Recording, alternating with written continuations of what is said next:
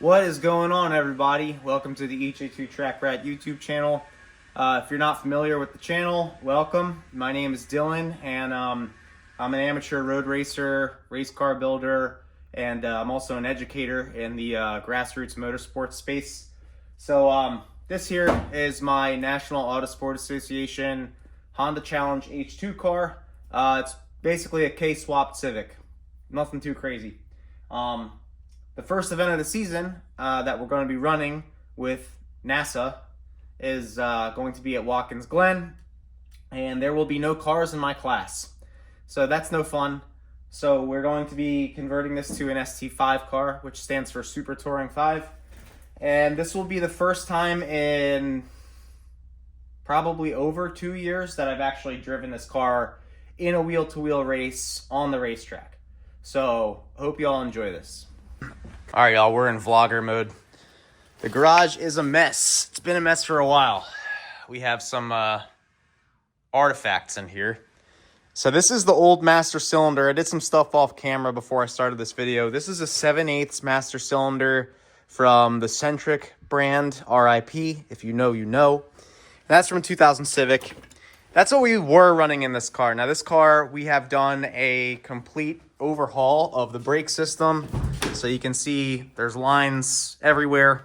Don't need to worry about that right now. But basically, yeah, completely overhauled. So what we have here now, what I put in here is actually an original Nissan brand. Again, if you know, you know. 1-inch Integra Type R master cylinder.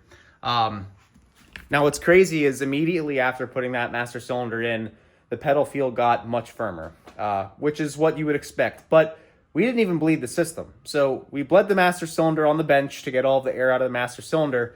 But as soon as I put this on, the pedal got stiffer. That's kind of crazy. Now, the next thing that we were having issues with was coming off track, we were getting some high temperature readings. What am I holding? I am holding a temperature sensor. So why am I holding this temperature sensor? So this is the OEM temperature sensor that comes on this JDM K24A motor, and it goes into the cylinder head. And I am running an AEM Infinity ECU, which is in this rat's nest back here. So that ECU, I had it programmed for a 2000 to 2006 Honda sensor, something like that in their software. That program probably would have worked well for this USDM motor, but I also replaced that sensor with a 1/8 NPT AEM water temperature sensor. Now, like I said before, I was having some overheating issues when I was coming off the track with this one. So I basically did a bunch of research on the internet, and I found out that this JDM one is most likely a Honda S2000 one.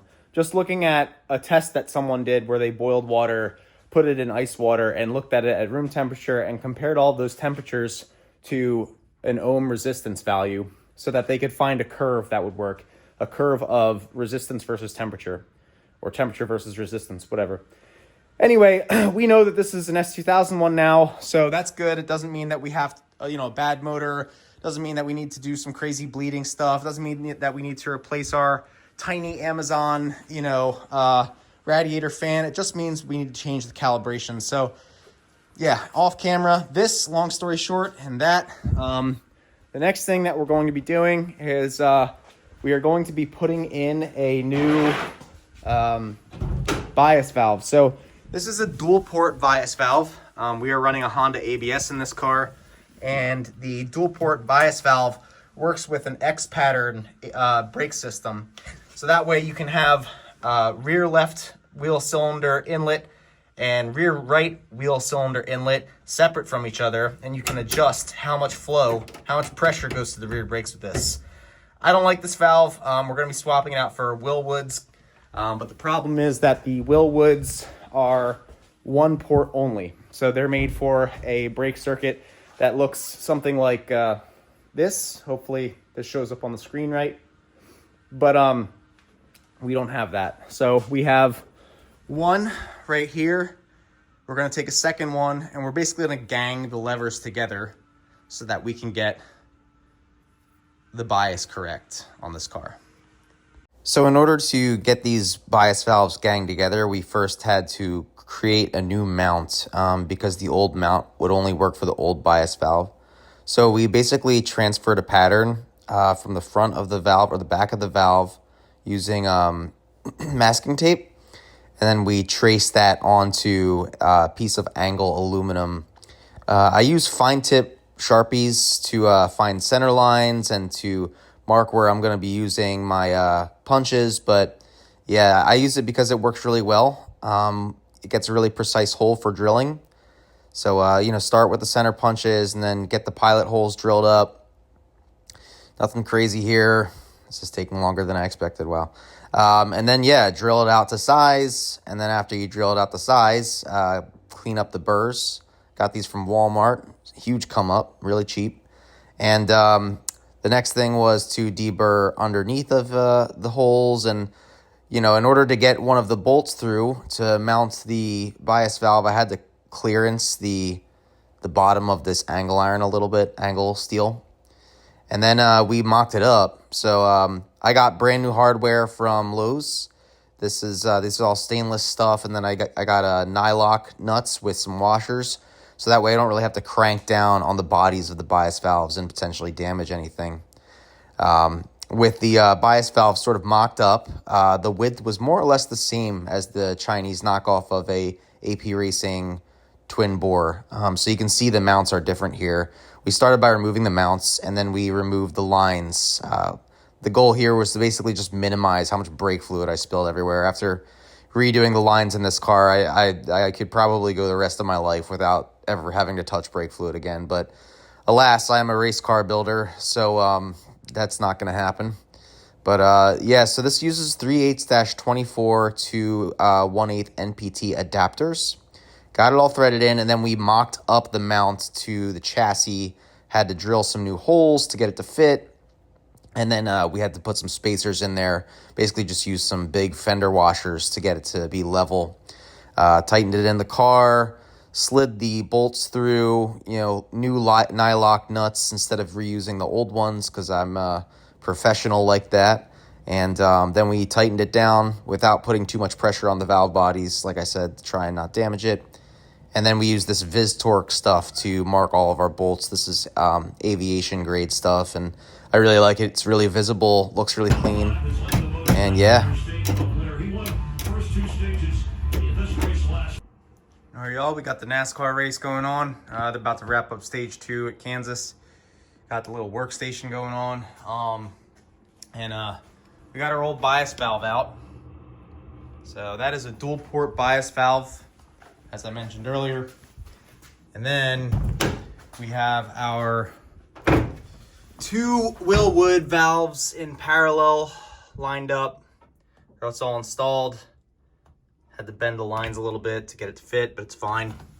And then we put our label in, so them full forward is full flow to the rear brakes. So that's cool. Not exactly intuitive, but yeah, that's kind of how it goes. Eventually I'm gonna 3D print some sort of handle here that gangs these two together, but that's good. So we're gonna have to bleed brakes, but we also have an illegal hood. These hoods are only allowed to be modified for venting. And if you look at this RBC intake manifold, it probably not all that legal. I'm realizing now that I probably didn't do the best job of explaining this in the video, but the louvers on the hood are only allowed to stick up 3/8 of an inch from the OEM body lines, and that hood has a vent molded into it that's like 1.25 inches above the OEM body line. That vent also allows for the RBC manifold to poke through, because I have the engine on the highest setting. Yes, I know. But yeah, with a stock hood, I would have to not run the RBC manifold, and hence here we are. I would imagine. This is just a purge valve, so we could probably remove that and then maybe, relocate this line for the brake booster to get it to fit. But it's a tight fit for sure. Very tight fit. So I'm kind of torn because you know, the only option here is to replace this manifold with an with a PRB manifold, a RSX manifold, or cut the hood and hope that we can make it clear by removing that purge valve, which I don't think is used because it's all, I mean, it's for emissions stuff, and this is a race car. And then this thing, hopefully we can figure out something there. But yeah, it's a little bit of a science project. So I guess that's our next task. Get stage points. That's your top 10. With Hocevar about a second ahead of. Yep, it fits the aesthetic of this side of the garage. Maybe not that side so much, but it was free. My friend Jay Kerper, shouts to Jay. His son Liam is very competitive in the SCCA and the Spec Racer Ford class. He gave me this hood. It was originally going to go into the scrap bin, as you can see. So we're going to try and make this motor work with this hood. I doubt it will. We might have to do some venting, some other creative things, but this area is a problem child. I have a feeling we're going to have to put the RSX manifold on this thing, which sucks. Stage brake to break them up, but anytime you have to run these consecutive laps, I mean, from the driver's seat, it can be taxing. Just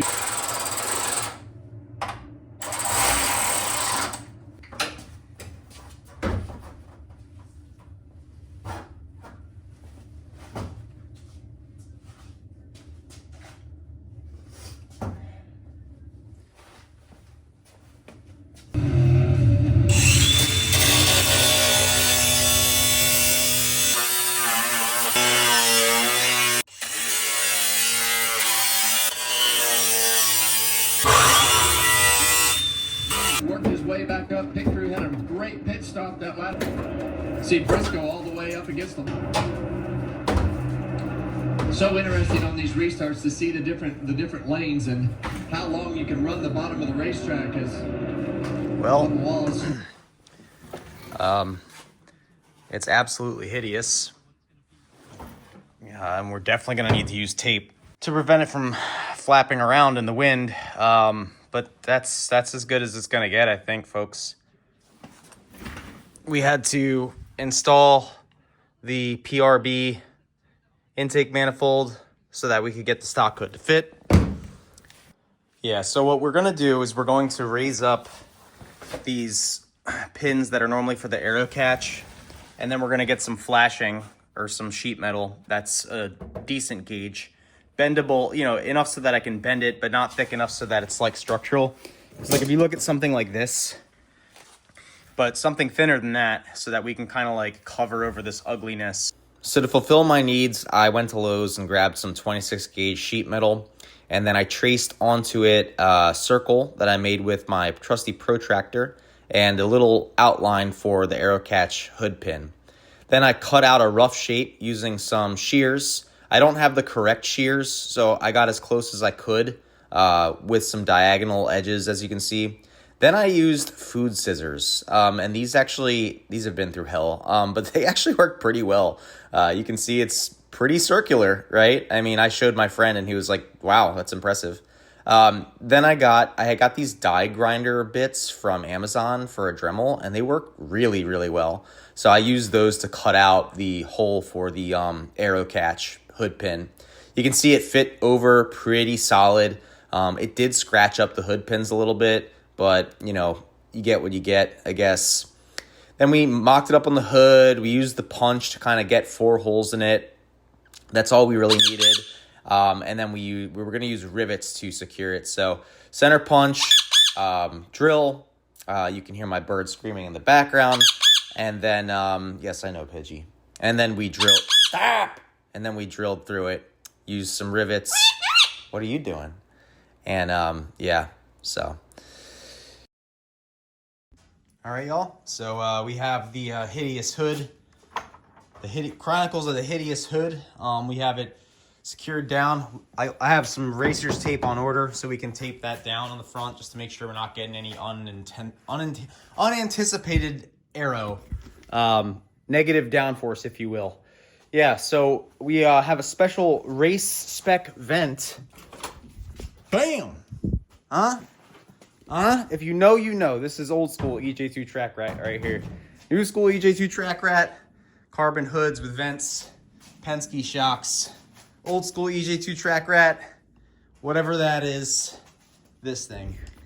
Bam! What you know about return grills for HVAC? Boy, ST5 legal, you heard? So we're going to basically... Right now, the reason I have some masking tape on this hood is because we're measuring the center of the hood. That way we can cut this vent in the center of the hood. This is what I used to do back in the day when I was racing in H2. I ran top 5 in national championships in 2023 in roughly a 15-car field for the entire weekend. We're basically gonna mimic that excellence, and then that's gonna hopefully give us some cooling. That's primarily what we're looking for. We're not looking for aero, we're just looking for cooling at this point. So I'm gonna get these flanges cut up, and it's gonna hopefully suck some air out of the front end of the car since we don't have our fancy carbon fiber hood. By this point, if you haven't realized, I have done a lot of work to get this car legal for SD5. So I kind of just got lazy, and the hood was ugly anyway. So I was like, I'm not painting this. I'm not cleaning the edges. I did make it center though. So like I did spend a lot of time kind of measuring and putting down masking tape where I needed to cut. But yeah, nothing like a trusty cutoff wheel. And we just got this piece out of there. And then we kind of laid the floor register on top of the hood. And we used masking tape to secure it down. And then to rivet it, we used these wide flange aluminum rivets. So drilled through the hood first, obviously, and then put the rivets in, and then we secured it from the bottom up. So riveted the bottom first, and then moved up along the height of the vent. All right, so I think we're gonna wrap it up. It's we're coming up on 11:30 on a weeknight. But race prep doesn't take a break, y'all. So we got our floor vent, hood vent in there. HVAC racing, beat up hood. We're gonna tape down with some racer's tape. Probably the ugliest this car's looked in a while. But it's an ST5 legal hood, folks. We just gotta get rid of that 98 ITA and put some stickers on it, I guess. But yeah, that's pretty much it. All right, we're back outside. We outside, y'all. It was rainy all day, and now the sun came out, so I'm happy about that. I love the sun. I love warmth. Anyway, we're doing woodwork today to prepare the car for SD5. So these are splitters. As you can see, it's plywood with garden edging. They're both for Honda Challenge H2. The only thing that really separates this from an air dam for ST5 purposes is that this protrudes a little bit, this lip of the splitter. So what we're gonna do for ST5, instead of running a splitter, we are building a new pseudo splitter, basically an air dam. We basically got like this really fancy, I think this was birch plywood. Plywood I got last time was just like the cheapest stuff I could find. It wasn't particle board, but it was like a step above it basically. And you can see it's all coming apart at the leading edge. And I was told that the birch wood is much better, that it doesn't do that. Now these are brackets for the splitters that we're gonna be using for our air dam. We basically need to space these up because if we don't, the splitter will be too high off the ground. The air dam will be too high off the ground to make a difference. So we basically need to make markings. We're probably going to like start like this basically and just like mark the width. And then I have this fancy table saw guy that I've never used before that I got at a yard sale. And I got a new $40 jigsaw because my Ryobi one kicked the bucket. So instead of spending $60 to $70 at Home Depot for a Ryobi garbage, I'm buying a $40 Bauer garbage. But that one has good reviews. I ain't gonna lie, the Bauer joint was actually pretty good. So anyway, we're gonna mark up the size of this spacer, and then we're gonna need to use probably 2 pieces of plywood stacked on top of each other for a spacer to get the air dam at the right height. We also got sawhorses, which I never ever use. I mean, I'm always doing some sort of sketchy ghetto stuff, stacking things on top of other things. But yeah, let's get started.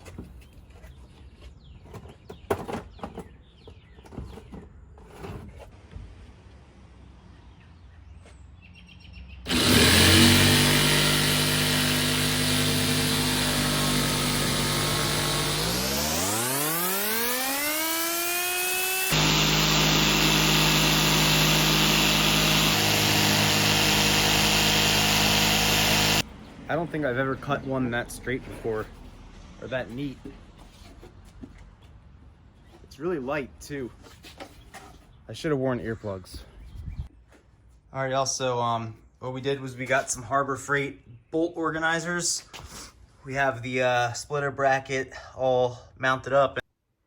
Splitter, belly pan, air dam. I don't know what to call this piece of wood. And then we're just gonna mark where we need to drill our holes, but I would say it's pretty damn close. This is probably the nicest splitter I've ever made, honestly, so far. But I don't want to jinx myself. So we're gonna mark the holes the best we can without disrupting anything, and then bring it outside, drill them out, and then we're gonna make the spacers to bring the splitter down. all right, so we mocked up the dam part of the air dam with racer's tape. I've never used this stuff before, mainly because I spent most of my life just like being cheap, because, you know, racing is already like irresponsible enough financially. So like whenever I had the opportunity to buy something that was like a luxury, like tape that doesn't leave residue, but is also supposedly really strong, I was like, nah, fam. I got the Gorilla tape, you know what I mean? No residue, and it held the air down. I'm amazed.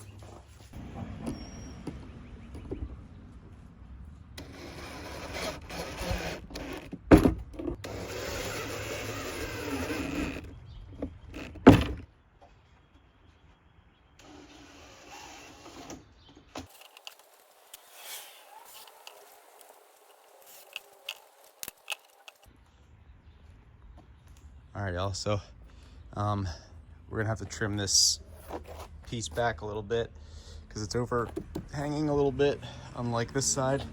But we used machine screws and washers, so hopefully it all works out. I'm gonna spray this black now, and that way it'll protect the wood and match the car, obviously.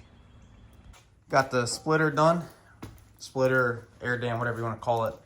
It's an air dam for SD5 purposes, but got the edge all done up with RTV as well. It's nice and light compared to the old splitters that I was running, these joints. But yeah, y'all, I think I'm gonna wrap it up. Tomorrow I'm gonna be just kind of like tightening up some loose ends on the car. I gotta just do oil and flush the brakes out.